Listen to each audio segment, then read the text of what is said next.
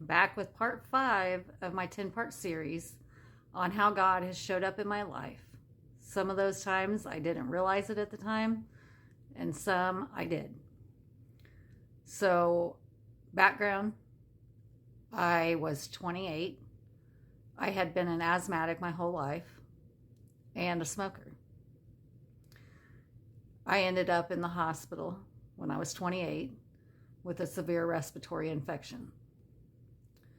I had been laying in the hospital for a week already, and I was to the point they had me what was called a continuous pulse ox that was measuring my oxygen level.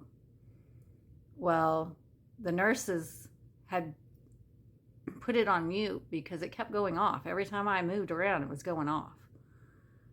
And background, I was working at this hospital at the time. My cousin was a respiratory therapist, and she came in to give me a breathing treatment. And she knew I was bad, and I knew I was bad. And I asked her when the doctor was going to come in. And she said, well, he's writing in your chart right now that he's been in here. I'm like, he hasn't been in here. Because if he'd been in there, he'd known that I was bad. Well, I prayed. It got to the point where I just prayed that if it was my time, that God would please just take me, because I couldn't do it anymore.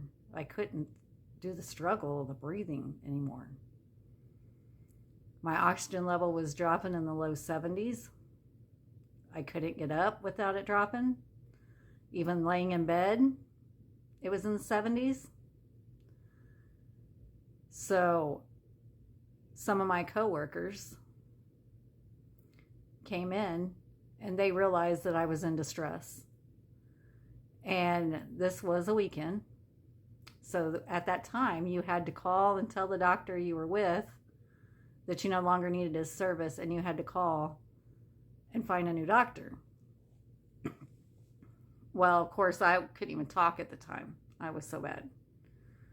So my coworkers pretended they were me, called the doctor and said I no longer needed his service. And they contacted another doctor who from home said, get her to ICU and have blood tests drawn by the time I get there.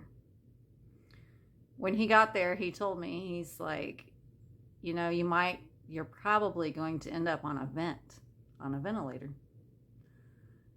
And I said, I don't care, because I couldn't do it any longer. I was struggling. Well, thank goodness for God. And thank you, God, for putting those coworkers right there to help me, because with the meds and everything that they did, they were able to reverse the infection without me having to go on a vent. And I'm very, very thankful for that. I knew God was there. I knew God was helping me. I ended up in the hospital for another week and a half, and I got to go home. So that is one time that I know God made an appearance, because I begged him. I begged him to please just let me go, because I couldn't do the struggle anymore. So always be grateful for what God does for you. And you have a good day. And I'll be back with part number 6. Bye.